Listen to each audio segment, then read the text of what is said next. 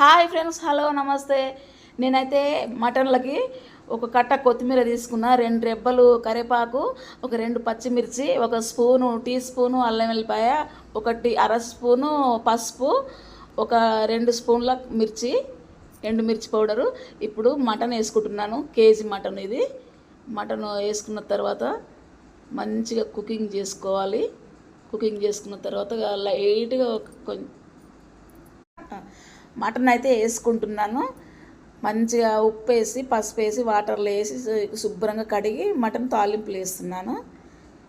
ఇదైతే మంచిగా కుకింగ్ కావాలి. బాగా ఎంత మంచిగా ఉడికితే అంత మంచిగా ఉప్పు కారము మసాలాలు అల్లం వెల్లిపాయ పేస్టు అవన్నీ మిక్సింగ్ అయ్యి ముక్కకు పట్టుకొని మంచిగా టేస్ట్ వస్తుంది.